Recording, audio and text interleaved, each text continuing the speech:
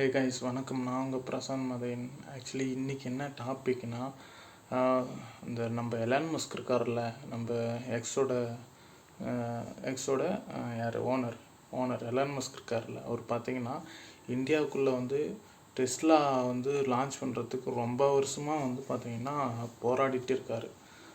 Because வந்து இந்தியாவில் வந்து டெஸ்லா உள்ளே வர்றதுக்கு லைசன்ஸ் வேணும். அந்த லைசன்ஸு இந்தியா கவர்மெண்ட் கொடுக்காம ரொம்ப வருஷமாக வந்து அதுக்கான ப்ராசஸ் பண்ணிகிட்டே இருக்கார்.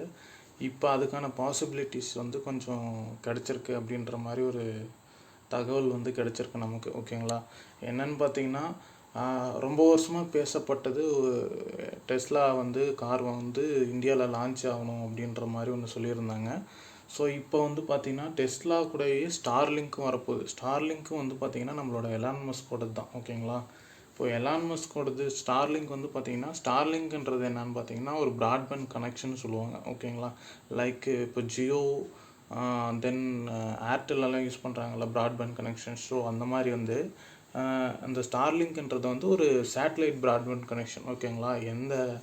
எந்த போஸ்ட் போட வேண்டியதில்லை, எந்த நெட்வொர்க் வைக்கணும்னு தேவையில்ல, டைரக்ட் டு சேட்டலைட் தான். ஓகேங்களா? சேட்டலைட் டு வீட்டில் நம்ம யூஸ் பண்ணிக்கிற மாதிரி தான் இருக்கும். ஓகேங்களா? அது சேட்டலைட் கனெக்ஷன். பிகாஸ் வந்து அந்தளவுக்கு பவர்ஃபுல்லான ஒரு டிவைஸ் வந்து நம்ம எலான் மஸ்க் வந்து ரெடி பண்ணியிருக்காங்க.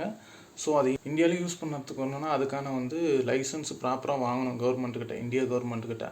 ஸோ இப்போ என்னன்னா அந்த ப்ராசஸையும் பண்ணிகிட்டு இருக்காங்க அப்படின்ற மாதிரி சொல்கிறாங்க. அந்த ஸ்டார்லிங்க் வந்துச்சுன்னா நம்ம ஜியோ, ஏர்டெல் இந்த ப்ராட்பேண்ட் கனெக்ஷன்லாம் ரொம்ப அடி வாங்குன்னு சொல்கிறாங்க. பிகாஸ் இதோட அது சூப்பர் ஃபாஸ்ட்டாக இருக்குன்னு சொல்கிறாங்க அந்த ஸ்டார்லிங்க்ன்றது.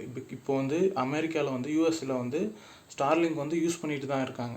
இப்போது நம்ம இந்தியா கவர்மெண்ட் என்ன சொல்லியிருக்காங்கன்னா, ஸ்டார்லிங்க் உள்ளே வந்தால் நான் ஒரு இது கண்டிஷனோட அப்ரூவ் பண்ணுறேன் அப்படின்னு சொல்லியிருக்காங்க. என்ன மாதிரி கண்டிஷன் சொன்னால், இங்கே யூஸ் பண்ணுற எந்த பொருளும் எந்த இன்ஸ்ட்ருமெண்ட்டும் அதை வந்து அமெரிக்காவுக்கு வந்து தெரிவிக்கக்கூடாது அப்படின்ற மாதிரி ஒரு ரூலோட நான் உங்களுக்கு லைசன்ஸ் கொடுக்குறேன் அப்படின்ற மாதிரி ஒரு தகவல் சொல்லியிருக்காங்க. ஓகேங்களா?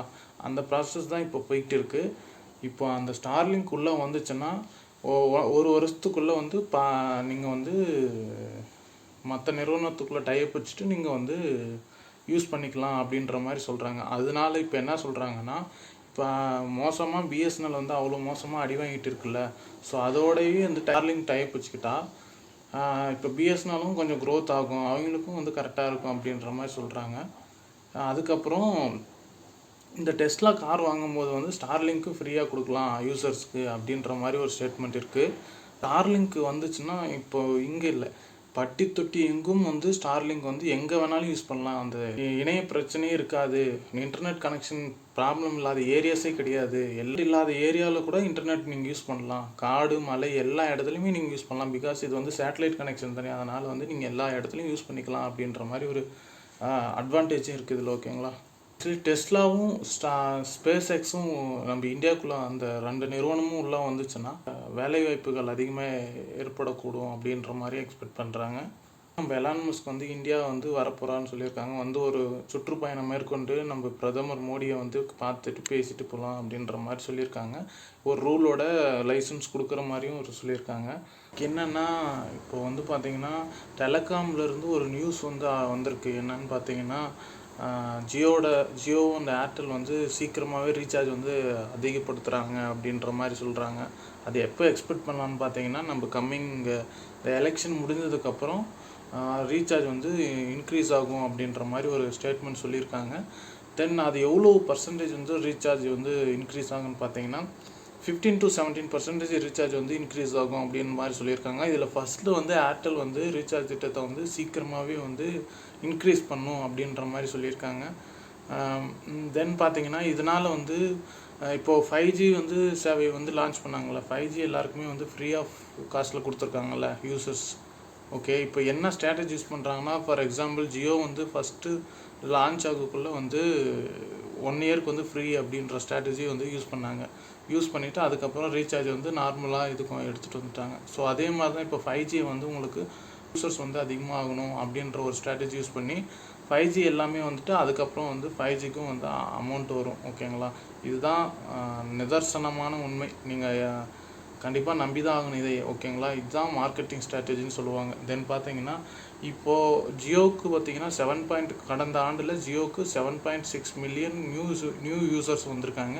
அதே ஏர்டெலுக்கு பார்த்தீங்கன்னா 2.6 மில்லியன்ஸ் வந்து நியூ யூசர்ஸ் வந்திருக்காங்க. இப்போது வோடாஃபோன் ஐடியாவுக்கு வந்து பார்த்தீங்கன்னா 2.6 நியூ அவங்களோட யூசர்ஸ் வந்து வெளியே போயிட்டாங்க அப்படின்ற மாதிரி அவங்களோட சைட்லேருந்து சொல்லியிருக்காங்க. ஸோ இப்போது வந்து ரொம்ப நெருக்கடியில் இருக்காங்க வோடாஃபோன் ஐடியாவும், ரொம்ப லாஸ் ஆகிருக்கு அப்படின்ற மாதிரி சொல்லியிருக்காங்க, ஓகேங்களா. ஸோ இப்போது இந்த இந்த எலெக்ஷனுக்காக தான் வெயிட் பண்ணிகிட்டு இருக்காங்க. இந்த எலெக்ஷன் முடிஞ்சதோடனே நம்மளோட ரீசார்ஜ் வந்து உங்களுக்கு வந்து 17 to 15% எக்ஸ்பெக்ட் பண்ணலாம் அப்படின்ற மாதிரி சொல்லியிருக்காங்க. இப்போது 299ன்ற பிளான் வந்து பார்த்திங்கன்னா 50 rupees ஆட் ஆகி உங்களுக்கு 349 உங்களுக்கு ரீசார்ஜுக்கு வரும், ஓகேங்களா. இது வந்து பார்த்திங்கன்னா எவ்வளோ பர்சன்டேஜ் நான் போட்டிருக்கேன்னா அப்ராக்சிமேட்லி 70% போட்டு நான் உங்களுக்கு ஆட் பண்ணி சொல்கிறேன் சார், ஓகேங்களா. ஃபியூச்சர் உங்களுக்கு வந்து இந்த 5Gயோட இதுவும் ரேட்டும் வந்து கண்டிப்பாக உங்களுக்கு ப்ரொவைட் பண்ணுவாங்க. நீங்கள் அதை மட்டும் மைண்டில் வச்சுக்கோங்க. ஸோ யாருமே ஃப்ரீயாக உங்களுக்கு கொடுக்க மாட்டாங்க. கண்டிப்பாக வந்து ஃப்யூச்சரில் உங்களுக்கு ஆட் ஆகி வரும், ஓகேங்களா. அவ்வளோதான் கைஸ். ஓகே, வேறு ஏதாவது டாப்பிக்கை பற்றி பேசணும்னா நீங்கள் கமெண்டில் லீவ் பண்ணுங்கள். நாம் வந்து நெக்ஸ்ட் வீடியோவில் அதை பற்றி பேசுவோம். Okay, bye bye.